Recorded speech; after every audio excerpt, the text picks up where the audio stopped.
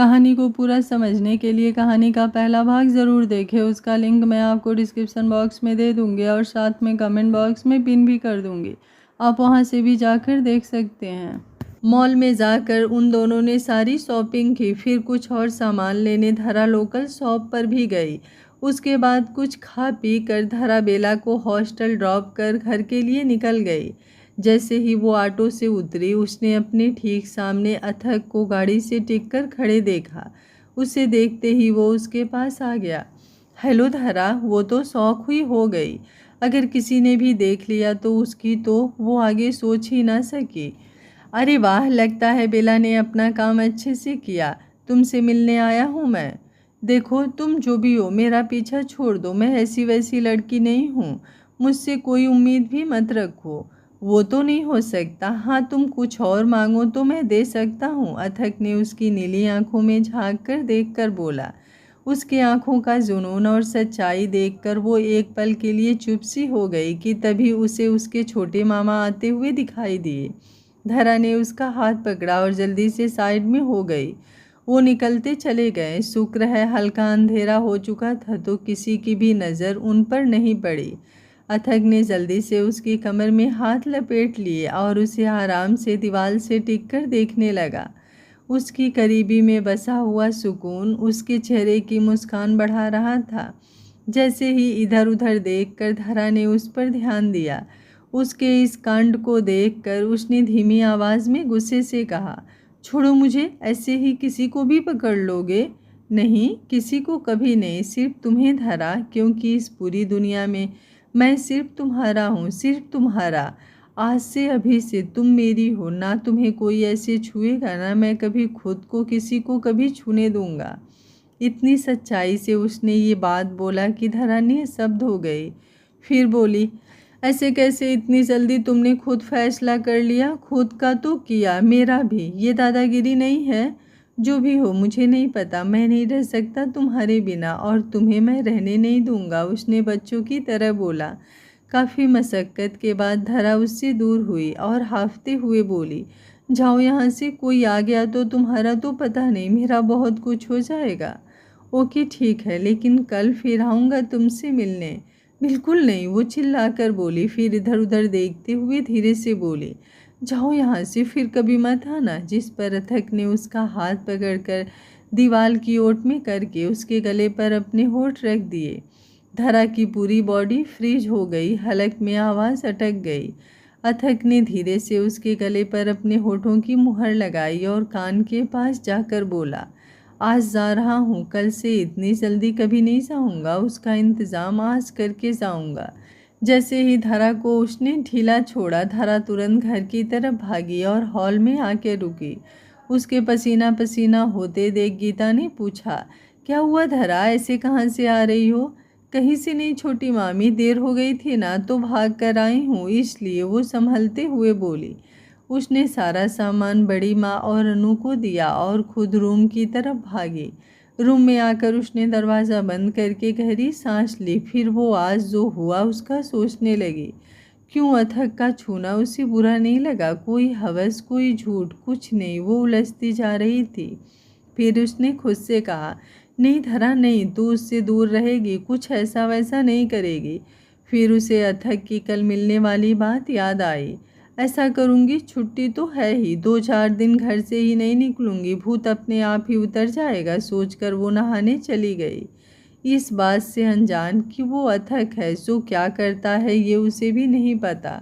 दीदी, आज amusement park चलें, मेरी छुट्टी है, सिया धरा से लटकते हुए बोली। जिस पर पहले तो वो हाँ बोलना चाहती थी, पर अथक की बात याद आते ही वो तुरंत बोली, नहीं, हम आज घर पर ही रुकेंगे जिया। प्लीज़ दीदी चलिए ना। नहीं, आज मैं कहीं नहीं जाऊंगी, और वैसे भी तुम्हारा वो फैंसी ड्रेस कंपटीशन है ना, चलो उसकी रैंप वॉक की प्रैक्टिस करते हैं। जिया फट से उसकी बातों में आ गई। तब जाके धरा ने सुकून की सांस ली। आज वो कहीं नहीं गई, घर पर रहकर सिर्फ बड़ी मामी की किचन में मदद की, अनु की ड्रेस चूज करने में मदद की। कल अनुज के घर वाले उसके घर सबसे मिलने आने वाले हैं, सगाई की डेट फिक्स करने, जिसमें वो अपना इम्प्रेशन नहीं खराब करना चाहती, इसलिए धरा की हेल्प ले रही थी। जिया और मिट्ठू को पढ़ाया और अपने मन में हिसाब लगा लिया था कैसे उसे अब घर पर ही बिजी रहना है। सूरज क्या पश्चिम से निकला है आज? निक्कू अथक को देखकर बोला, जो कब से कुछ सोच रहा था, जिस पर अथक ने उसे घूरा। अरे अरे, मेरा मतलब तुमने सोचना कब से शुरू कर दिया? जब से वो मुझे मिली है। अथक उसके कंधे पर हाथ रख कर बोला, उससे मिलने का प्लान सोच रहा हूँ। क्या करने वाला है तू अथक? देख, कुछ ऐसा वैसा मत करना, वो बहुत अच्छी लड़की है, बेला बता रही थी। तू बेला से बात भी करता है? नहीं, उसने मुझे फ़ोन किया था कि आपका जो नया नया प्यार है ना, वो 10 दिन तक घर से ना निकलने का फैसला कर चुकी है। तो मैं भी नहीं चाहता कि वो घर से बाहर निकले, अथक बोला, जिस पर निक्कू ने उसे असमंजस से देखा। रात का 11 बज चुका था। एक मिडिल क्लास सोसाइटी होने की वजह से मुंबई जैसे शहर में भी धरा की कॉलोनी में लोगों की चहल पहल खत्म हो चुकी थी। धरा अपने रूम में आराम से बैठी कुछ नोट्स क्लियर कर रही थी, तभी खिड़की पर आहट हुई। उसने हल्के से खिड़की खोल कर देखा तो सामने देखकर उसकी आंखें हैरानी से फैल गई। अथक उसके खिड़की खोलने का इशारा कर रहा था। जैसे ही खिड़की खुली वो तुरंत अपनी बॉडी को उसमें एडजस्ट करते हुए अंदर आकर बोला, ये खिड़की कुछ ज़्यादा छोटी नहीं है? धरा, जो अब तक उस शौक से बाहर ही नहीं आ पाई थी, उसकी इस बेतुकी बात पर गुस्से से उसे देखते हुए बोली, क्योंकि ये इंसानों के आने जाने के लिए नहीं बनाई गई थी, पर अब इसको भी सही करवाना पड़ेगा। अथक उसके बिस्तर पर फैलते हुए बोला, जिस पर धरा ने उसे पकड़कर खींचना चाहा और परिणाम स्वरूप उसे खींच भी नहीं पाई और उस पर ही गिर पड़ी। अथक ने तुरंत उसकी कमर पकड़ ली और चेहरे पर आए बाल पीछे करने लगा। फिर बोला, जो काम तुम्हारे बस का नहीं है वो क्यों करती हो? वैसे करती रहो, मेरा तो फ़ायदा ही है। वो झटके से उठ खड़ी हुई। तुम यहाँ क्या कर रहे हो? निकलो मेरे कमरे से। ऐसे ही किसी के कमरे में घुस जाते हो? अगर किसी ने देख लिया तो जानते हो क्या होगा? मैंने मना किया था, फिर क्यों मेरे पीछे पड़े हो? समझती क्यों नहीं? धीरे धीरे मेरी जान, वरना अभी तुम्हारे घर वाले आ जाएंगे और फिर गलती तुम मेरी दोगी कि बताया नहीं। पहली बात, मैं हर किसी के कमरे में नहीं घुसता, और दूसरी बात, यहाँ आने की, मैं आऊँगा और ज़रूर आऊँगा, क्योंकि मुझे तुमसे मिलना है। पहले मुझे ये जान बोलना बंद करो। धरा धीरे से उसके पास आकर बोली, और अब मिल लिया ना, तो अब जाओ। ऐसे कैसे? इतने पापड़ मैंने सिर्फ इतनी सी देर के लिए नहीं बेले। मैं आया अपनी मर्जी से तो जाऊंगा भी अपनी मर्जी से। देखो प्लीज़, कोई आ जाएगा, और अगर यहाँ आते हुए किसी ने तुम्हें देख लिया होगा तो? किसी ने नहीं देखा और ना आने वाले वक्त में कभी देखेगा। अथक उसे पकड़कर अपने पास करते हुए बोला। वो कसमसा उठी और बोली, क्या तुम मिस्टर इंडिया की वॉच पहने हो? ऐसा ही समझ लो। छोड़ो मुझे और ये बातें बनाना बंद करो। मैं झूठ नहीं बोलता, जानती हो, तुम्हारे चक्कर में मैंने उस पुराने वॉचमैन की नौकरी दूसरी जगह लगवा के यहाँ तुम्हारी सोसाइटी में अपने खास आदमी को वॉचमैन की जॉब पर रखा। तुम्हारी सोसाइटी में कौन कितने टाइम आता है जाता है उसकी डिटेल्स निकलवाई, तुम्हारे कमरे का पता लगाया, तब जाकर आया हूँ, इसलिए टेंशन ना लो, कोई नहीं देखेगा। धरा उसे आंख फाड़ के देखने लगी। अब ये आंखें दिखाना बंद करो और चलो सोते हैं। क्या? वो तेज से चीखने ही वाली थी कि अथक ने उसका मुंह दबा लिया। सिर्फ सोने के लिए बोल रहा हूँ और कुछ नहीं करूँगा मेरी माँ, अच्छे घर का लड़का हूँ, लिमिट जानता हूँ अपनी। धरा ने इशारे से उसकी बात सुनकर मुंह खोलने को कहा। अच्छा, अच्छे घर के लड़के ऐसे ही किसी के भी घर में आ जाते हैं रात को चोरी छिपे? हाँ, तो तुम्हारे साथ ज़बरदस्ती कर रहा हूँ, तुम्हें बदनाम करने की कोशिश कर रहा हूँ? नहीं ना, अब इतना तो मैं करूँगा ही, जब तुम मान ही नहीं रही हो तो। देखो तुम। धरा अब और कुछ बोलती उससे पहले ही अथक बोला, धरा अब मान जाओ, देखो मैं यहाँ से जाने वाला तो हूँ नहीं, इससे अच्छा चुप रहो, टाइम वेस्ट मत करो। मैं फिर आऊँगा ना, तब कर लेंगे बातें। तुम फिर आओगे? धरा धीरे से बोली। हाँ, अब इतनी मेहनत इसीलिए तो की है, जब मेरे शो होंगे या कोई और काम होगा तब नहीं, वरना हर दिन। क्यों, तुम्हारे घर में बेड नहीं है जो यहाँ आओगे? धरा खिसियाते हुए बोली। है ना, पर वहाँ तुम नहीं हो। मुझे तुम बहुत पसंद हो धरा, तुम्हारे पास से जो सुकून है धरा वो मेरे लिए है। आज ये बात भले ही ना समझो, पर समझोगी एक दिन मैं हूं ना तुम्हें बताने के लिए। उसने इतनी शिद्दत से ये बात बोली कि धरा खामोश हो गई। उसने उसे उठाकर बिस्तर पर लिटाया और खुद को उससे बिल्कुल सटाकर उसके सीने पर अपना सर रख दिया। धरा को उसका स्पर्श बिल्कुल अनजाना नहीं लगा, पर पहली बार किसी के छूने से वो सिहर उठी। वो उसकी पूरी बॉडी को अपने आगोश में लेकर लेट गया और इत्तेफाक हर समय नींद की कमी से जूझने वाला अथक आज थोड़ी ही देर में सो गया। धरा ने जब उसकी सांसें अपनी गर्दन पर महसूस की और खुद को छुड़ाने की कोशिश की, पर छूट नहीं पाई और आखिरकार थक कर उसने आंखें बंद कर ली। सुबह के 7 बजते ही धरा का अलार्म बजा। उसने आंखें बंद किए हुए ही हाथ बढ़ाकर उसे बंद किया ही था कि कुछ याद आते ही वो हड़बड़ा कर उठकर बैठ गई। अथक वहाँ नहीं था। सामने साइड टेबल पर एक नोट था। गुड मॉर्निंग जान। जाना तो नहीं चाहता था, पर दोबारा आने के लिए जाना तो पड़ेगा। I love you. ये दोबारा फिर आएगा, कहकर धरा ने अपना सर पकड़ लिया, जो रात में ढंग से सो ना पाने के कारण अब दर्द कर रहा था। सर क्या, उसका तो सारा बदन दर्द कर रहा था, क्योंकि अथक उसके ऊपर पूरी रात कभी हाथ कभी पैर सर रखे ही रहा था, जिससे धरा को नींद ही नहीं आई। वो उठकर फ्रेश होने चली गई। आज घर में सब बहुत व्यस्त थे। बड़ी मामी सुबह से आज घर में इधर उधर दौड़ रही। सब अच्छे से अच्छा हो रहा था। उन्होंने धरा को देखते ही तुरंत किचन में बुला लिया। अरे धरा, अगर किचन का काम हो गया हो तो प्लीज़ थोड़ी मदद कर दो, अनु अपने रूम से चिल्लाई। जी अनुदी, अभी कर देती हूँ। ऐसे ही सब होते हुए अनुज और उसके घर वाले आ गए। सब नीचे आंगन में इकट्ठा हो गए। अनुज एक अच्छी पोस्ट पर कार्यरत स्मार्ट नौजवान था। उसकी मम्मी शोभा सोशल वर्कर थी, निहायती घमंडी और हाई सोसाइटी एडिकेटेड। पापा किसी कार्य प्रभारी पार्टी के अध्यक्ष थे। अनुज का एक और भाई था अंकित, जो आज सबसे मिलने आया था। उनके आने के बाद सारे लोगों में बातचीत शुरू हुई। शोभा हर बात में अपने हाई सोसाइटी रुतबे का बता ही देती। हर एक बात के बीच, देखिए मिस्टर गुप्ता, वो तो अनुज को आपकी अनु पसंद है, वरना कोई कमी नहीं थी हमें, वो बड़ी मामी से बातें करते हुए बोली। जी बिल्कुल, ये तो भाग्य है हमारी बेटी का, सुधा तुरंत बोली। जी कुछ नाश्ता मंगवा लीजिए, गीता उनके कान में धीरे से बोली। घर में कोई भी उस रिश्ते से हाथ नहीं धोना चाहता था, इसलिए कोई कमी होने नहीं देना चाहते थे। धरा से कहो ले आएगी, तुम भी चली जाओ। गीता, सब ले आओ जाके, सुधा वैसे ही बोली। जी गीता बोली। धरा जो सब प्लेट में अच्छे से सेट कर रही थी, उसने जिया को भी अपने साथ लिया और खुद ही नाश्ता लेकर बाहर चली आई, जिस पर गीता उसे बीच में ही मिल गई। कितनी देर करती हो धरा, सब इंतज़ार कर रहे हैं। बस आ रही थी छोटी मामी, वो जो पहले से ही थका फील कर रही थी, गहरी सांस लेकर बोली। उसके वहाँ आते ही सबसे पहली नज़र अंकित की पड़ी। उस पर गहरी नीली आंखें, उस पर गोरी रंगत पर उसके वो घुघराले बाल और ब्लैक सलवार सूट, कयामत लग रही थी वो। उसकी नज़र वहीं रुक गई। उसकी क्या, खुद अनुज भी उसे देखता रह गया। ये कौन है? अनुज ने उत्सुकता से पूछा।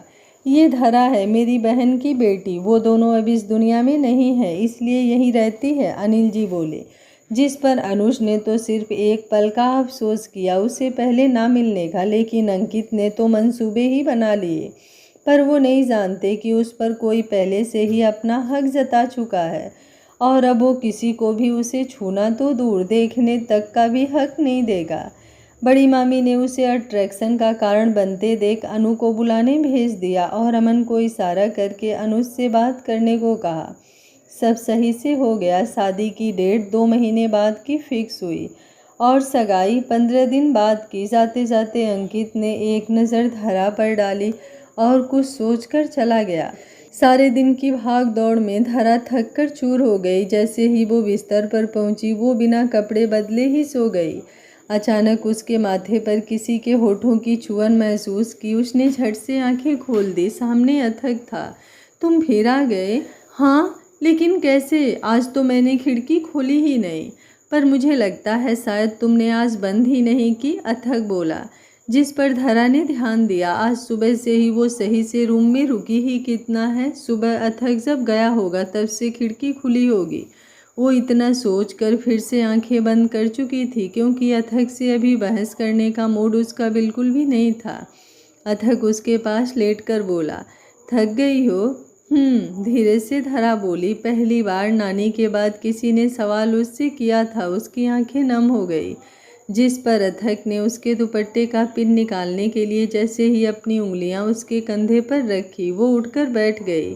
क्या कर रहे हो? किसी लड़की के बिना मर्जी उसको कहीं भी छू लेते हो तुम? एक मिनट झांसी की रानी, पहले तुम आज मेरी बात ध्यान से सुन लो। उसने उसे अपनी बाहों में खींचते हुए धीरे से कहा, किसी भी लड़की को कभी नहीं छुआ मैंने, उसकी बिना मर्जी के, समझी तुम? और अब तो किसी की मर्जी और ना मर्जी से मुझे फ़र्क भी नहीं पड़ता। जानती हो क्यों? वो उसकी आंखों में झांक कर बोला, क्योंकि मुझ पर अब तुम्हारी मर्जी चलती है। आई लव यू धरा, तुम नहीं जानती, पहली नज़र में ही मैंने जान लिया था कि तुम ही मेरा सुकून हो, मेरा जुनून हो, मेरा सब कुछ हो। मैं नहीं रह सकता तुम्हारे बिना। तुम टेंशन ना लो, जब तक तुम नहीं चाहोगी, आई प्रॉमिस, मैं हमारे रिश्ते को आगे लेकर कभी नहीं चाहूँगा। बस इतना ही है कि भले ही कुछ ना कहो तुम, पर मुझसे दूर जाने की मत सोचना। लिमिट क्रॉस नहीं करूँगा अपनी, लेकिन तुम्हें किसी भी जगह छूने का अधिकार मैंने खुद तुमसे ले लिया है, क्योंकि तुम सिर्फ मेरी हो, सिर्फ मेरी। इतनी शिद्दत से वो ये सब बोलता रहा और धरा खामोश सी उसकी बाहों में उसे महसूस करती रही, उसकी आंखों की सच्चाई देखती रही। धरा, अथक ने उसे अपने में खोए हुए देख पुकारा, आई वन्ना किस यू। धरा झटके से उससे दूर होते हुए बोली, अभी तो कह रहे थे लिमिट क्रॉस नहीं करूँगा। जिस पर अथक ने उसका हाथ पकड़कर अपनी तरफ खींचा और उसके लिप्स और गले पर उंगली रखते हुए बोला, बस यहीं तक रहूँगा जब तक तुम नहीं कहोगी कि अथक आई वांट यू। मैं कभी नहीं कहूँगी, तुम ही कहोगी, ये मेरा वादा है तुमसे। अभी चुप रहो और किस करने दो प्लीज़। धरा आगे कुछ बोलती, तब तक वो उसके लबों पर अपना अख्तियार कर चुका था। धरा की आंखें बंद हो गई। अथक पूरी शिद्दत से उसे किस करते हुए बेकरार हो रहा था। उसने धरा को उठाकर बेड पर लिटाया और उसके सर को अपने सीने से लगा लिया। 10 मिनट बाद जब धरा की भारी सांसें अथक को महसूस हुई, उसने आंखें खोलकर देखा, वो सो चुकी थी। एक नंबर की अनरोमांटिक है ये, अथक चिढ़कर बोला, फिर मुस्कुराकर उसके माथे को चूमा और बोला, पर जैसी भी है मुझे पसंद है। फिर सुकून से आंखें बंद कर ली। सुबह के 3 बजे धरा को उसने कसकर हिलाया। वो चौंक कर उठ गई। फिर उसने अथक को देखा जो उसके सामने बैठा था। तुम ना मेरी नींद के दुश्मन हो, जब से मिले हो सुकून से सोने ही नहीं देते। कौन सा वो पल होगा जो मैं सुकून से सो पाऊंगी? वो रुआंसी सी बोली, ओ मैडम, मुझे भी तुम्हारे पास बहुत अच्छी नींद आती है, पर तुम्हें कोई दिक्कत ना हो इसलिए ये वाइब्रेशन अलार्म लगा के सोता हूँ कि टाइम से उठ जाऊँ। मन होता है मेरा भी सोने का। उसने अपनी स्मार्ट वॉच की तरफ इशारा करके कहा, तो अब क्या, चले तो जाते हो बिना मुझे बताए? फिर आज क्या है? मुझे तुम्हें कुछ बताना है, अथक धीरे से बोला। रात को ही बता देते। रात में तो तुम पहली ऐसी हो जो किस करते करते ही सो गई। शुक्र है और कुछ करने का मूड नहीं था, वरना पूरा करने के लिए मैडम को हर बार। धरा ने कुछ उसके आगे बोलने से पहले उसके मुंह पर हाथ रख दिया। बस कितने बेशरम हो तुम, कुछ भी बोल देते हो। हाँ तो पूरी ज़िंदगी रहूँगा तुम्हारे साथ, तो आगे तो करूँगा ही पूरी ज़िंदगी। बाबा नहीं बनना है मुझे। धरा ने सर पर हाथ मारते हुए कहा, तुम कुछ बोलने वाले थे, वो ये था? नहीं, मैं 4 दिन के लिए आउट ऑफ टाउन जा रहा हूँ, शो है मेरे, तो आ नहीं पाऊँगा। वो उदास होकर बोला। अच्छा, धरा बोली। उसकी ये बात सुनकर उसे पता नहीं क्यों अच्छा नहीं लगा, पर वो कुछ समझ ना पाई। अच्छा ही तो है, मैं सुकून से सो तो पाऊंगी। अब आखिरकार वो बोली, यही तो, पर मैं नहीं सो पाऊंगा ना। अथक उसके गाल पर हाथ रख कर बोला। उसकी आवाज़ की नमी धरा के दिल तक पहुंच रही थी। उसने आगे बढ़कर उसके माथे पर किस किया और मोबाइल निकाल कर एक फ़ोटो ली उसकी, फिर जाने लगा। तब धरा ने कहा, अपना ध्यान रखना, तुम भी। उसके जाने के बाद वो फिर बिस्तर पर गिर गई। आज धरा रात को जब रूम में आई तो अनायास ही उसकी नज़र खिड़की पर चली गई। वो सोचने लगी, कितना ज़िद्दी है अथक, ना कोई डर ना कोई फिक्र, और एक वो जिसे दुनिया भर की फिक्र होती रहती है कितना डर जाती है वो जब वो रूम में होता है कि कहीं कोई देख ना ले, कोई सुन ना ले। शुक्र तो इस बात का है कि बाकी घर वालों के रूम ऊपर पोर्शन में है और उसका और नाना नानी का रूम नीचे। नाना नानी का रूम बाहर की तरफ था और उसका गैलरी से होते हुए अंदर की तरफ एक था छोटा सा रूम जिसकी खिड़की बाहर की तरफ गार्डन में खुलती थी। ये बात उसके लिए वरदान थी, वरना अथक के ये कांड क्या गुल खिलाते भगवान जाने, सोचकर उसे झुरझुरी आ गई। हर कदम सोच कर रखने वाली धरा अथक की इस नादान सी हरकत में सिर्फ क्यों महसूस करती है। उसे कोई डर कभी लगा ही नहीं और उसका उसे बात बात पर छूना क्यों गलत नहीं लगता। यही सब सोचते हुए धरा नींद के आगोश में चली गई। उधर देर रात अथक का जो शो खत्म हुआ तो उसने मोबाइल में उसकी फ़ोटो निकाल कर उसे देखा। नींद से भरी आंखें, बिखरे बाल और सबसे अच्छे उसके वो गुलाबी होठ जिन पर अथक की नज़र ठहर गई। उसने मुस्कुराते हुए कहा, यू आर सो ब्यूटीफुल जान। तुमने अकेले में मुस्कुराना कब से सीख लिया अथक? निक्कू बोला जो कब से उसे अजीब से मुस्कुराते हुए देख रहा था। तुम्हें कोई प्रॉब्लम है? नहीं, मुझे कोई प्रॉब्लम नहीं, बस रीज़न जानने की कोशिश कर रहा हूँ। वो रीज़न ज़िंदगी भर मेरे साथ रहेगा। अब मैं उसे खुद से कभी अलग नहीं होने दूंगा। वो मोबाइल नचाते हुए बोला। तू भी बड़ा अजीब है अथक। धरा से पूछा तक नहीं, बस अपने साथ साथ उसकी ज़िंदगी का भी फैसला ले लिया और तो और उसके घर भी चला गया। ये ज़बरदस्ती नहीं है अथक। नहीं, बिल्कुल नहीं। वो मेरी थी, मेरी है और मेरी रहेगी। और अपनी ज़िंदगी पर ज़बरदस्ती कैसी? वो जुनून से बोलता चला गया। ओके, तेरी महिमा तू ही जाने। मैं तो बस इतना कहूँगा अथक, कभी तेरी इस मनमानी के चक्कर में तुझसे कभी दूर ना हो जाए वो। निक्कू, वो चीखा था। आज बोल दिया, दोबारा कभी मत बोलना। वो सिर्फ मेरी है, समझा तू? सिर्फ मेरी। ओके ओके, शांत हो जा, कभी नहीं बोलूँगा। मैं सोने जा रहा हूँ। उसका मूड देखकर वो वहाँ से तुरंत गायब हो गया। उसके जाने के बाद अथक ने तुरंत एक नंबर निकाला और डायल किया।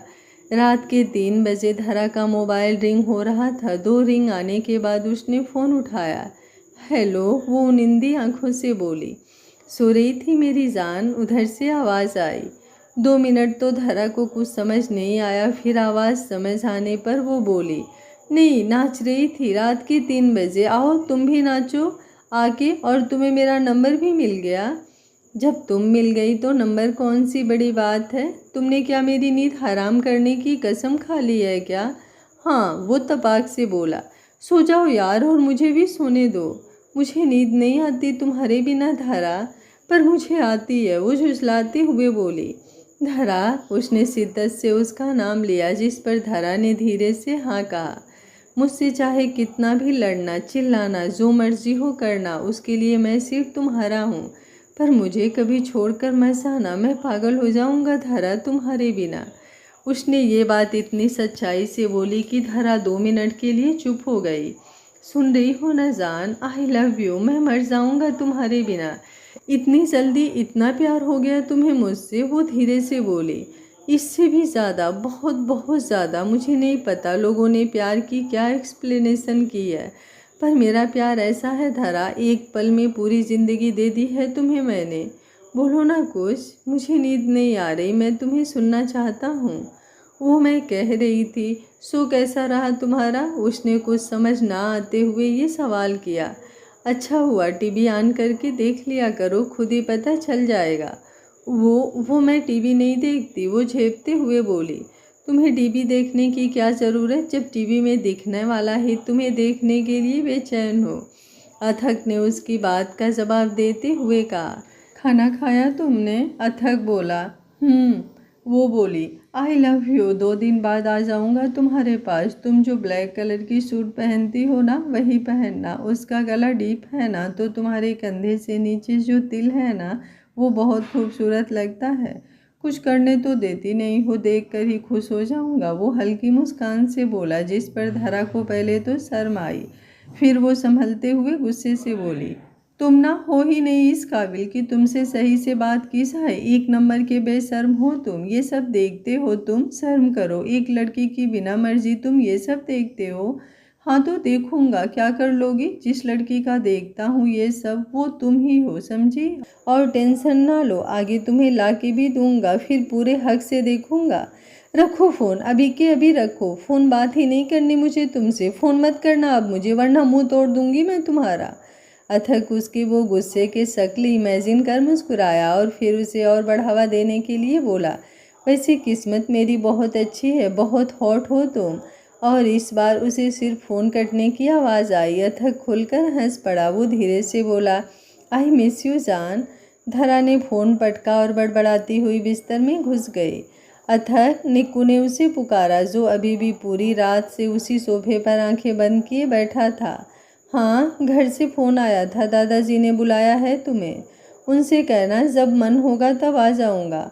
अथक, पिछले 2 महीने से घर नहीं गया है तो प्लीज़ अब की बार यहाँ से वापस जाके चले जाना। कहा ना मन होगा तब जाऊँगा, उसने अपनी शर्ट के बटन बंद करते हुए कहा। और वैसे भी पहले मैं धरा से मिलूँगा यहाँ से जाके। ठीक है, जैसी तेरी मर्जी, बस एक बार सोच लेना, निक्कू ने उसका बैग पैक करते हुए कहा। वो बेपरवाही से बोला। अहलावत विला, मुंबई के सबसे महंगा इलाका मलाबार हिल में स्थित एक नायाब महंगा घर, कई एकड़ में फैला हुआ, जिसके राजसी ठाट बाट देखने लायक थे। अनाहिता, निखिल को फ़ोन किया आपने? जी पापा जी, कर दिया है, पर आप तो जानते हैं अथक को, वो खुद अपनी मर्जी का मालिक है। यह है 75 वर्ष के अभिराज अहलावत, इस उम्र में भी अपने नियम और पारिवारिक प्रतिष्ठा को कायम रखते हुए उसी रुआब में। और जिन्होंने इन्हें जवाब दिया वो हैं अनाहिता अहलावत, 43 वर्ष की, एक वेल मेंटेन्ड लेडी, एक फेमस इंटीरियर डिज़ाइनर। इनकी सुंदरता को देखते हुए यही कह सकते हैं कि अथक के वो कातिल नैन नक्श इन्हीं के जैसे हैं। पता नहीं ये लड़का दूसरों की सुनना कब शुरू करेगा। आज तक अथक ने किसी की बात सुनी ही नहीं, खुद का बिजनेस किया। अरे खुद का बिजनेस तो ठीक है, पर उसने अपना सिंगिंग कैरियर भी शुरू किया। अरे क्या कमी है हमारे पास जो उसे इधर उधर ये शो करना ज़रूरी है। ये 45 वर्ष के अभी कहलावत अथक के पिता और अहलावत टेक्सटाइल कंपनी के मालिक। हमने भी कब उसकी सुनी जब वो सुनना चाहता था। हम सब अपने काम में व्यस्त थे, आज वो हमारी नहीं सुनता तो इसमें क्या गलत है। ये है राजेश्वरी अहलावत, 74 वर्ष की महिला, अथक की दादी और सोशल वर्कर। उनके चेहरे का तेज ही उनकी अमीरी को दर्शा जाता है। पर माँ, इसमें क्या गलत है? हमने सब कुछ दिया उसे, क्या कमी है? और फिर अहलावत इंडस्ट्रीज आज टॉप 10 में है, जिसके लिए खुद आज पापा को मुंबई क्लब एसोसिएशन उन्हें सम्मान देने वाले हैं। इतनी बड़ी पार्टी है, इसमें तो अथक आ ही सकता है ना। सही कह रहे हो अनाहिता, एक बार निखिल को और फ़ोन कर दो, क्या मालूम आ जाए। होप सो, अनाहिता बोली। 3 दिन बीत चुके थे। उधर से अथक वापस आने के लिए निकला और इधर धरा के ऊपर काम का बोझ बढ़ गया। कन्नू की सगाई की तैयारी जोर शोर से शुरू हो चुकी थी। चूँकि घर की पहली शादी का पहला फंक्शन था, ऊपर से इतने बड़े घर में तो सब अच्छे से अच्छा किया जा रहा था। अमन को अभी ऑफिस से छुट्टी नहीं मिली थी। अनु तो अपनी शॉपिंग में बिजी थी। छोटे मामा बड़े मामा बाहर के कामों में व्यस्त थे, तो रही सही धरा बाकी काम देख रही थी। धरा, ये तुम्हारा बैठना उठना हो गया हो तो जाओ, अम्मा जी को ले जाओ और सगाई के दिन जो शगुन चढ़ता है वो सारा सामान ले आओ, नहीं तो वो ही रह जाएगा। धरा, जो अभी सुबह से अनु के ड्रेस का मैचिंग कपड़ा बाजारों में ढूंढते हुए धूल फाँक कर बैठी थी, बड़ी मामी ने ये फरमान सुना दिया। जी मामी, चली जाती हूँ, और कुछ और हो तो वो भी बता दीजिए। वो ये सोचकर बोली कि दोबारा ना जाने पड़े, पर हुए उसका उल्टा। इतना भाव खाने की ज़रूरत नहीं है, घर में शादी है, 10 काम होते हैं, जिस काम में हाथ लगाऊंगी उसी का बता पाऊंगी। नहीं मामी, मेरा वो मतलब नहीं था। सब समझती हूँ क्या मतलब था। अपनी माँ की तरह राज कहाँ आ रही हमारी खुशी तुम्हें, वो दांत भींचते हुए बोली। धरा की आंख से आंसू छल्ले से गिर गया। वो बिना बोले चुपचाप नानी के कमरे की तरफ चली गई, उन्हें साथ लेने। रात का 8 बज रहा था। नानी जब बाहर गई थी तो धरा उन्हें शाम की आरती में भी ले गई। मंदिर वैसे भी वो कहाँ कहीं जा पाती थी, अर्थराइटिस की वजह से, तभी इतनी देर हो गई। वो लोग जब वापस आए सब घर में ही थे। दोनों मामा और नाना आंगन में बैठे थे और मामी रात के खाने में व्यस्त थी। सुबह की भरी हुई धरा को और कुछ ना सुनना पड़े इसलिए उसने तुरंत जिया और मिट्ठू को उनके लिए लाई हुई चॉकलेट पकड़ाई और सीधा किचन में चली गई। किसी ने उससे नहीं पूछा कि कुछ खाया कि नहीं, थक गई हो बैठ जाओ, सिवाय नानी के जिन्हें वो रास्ते से ही चुप करा कर लाई थी।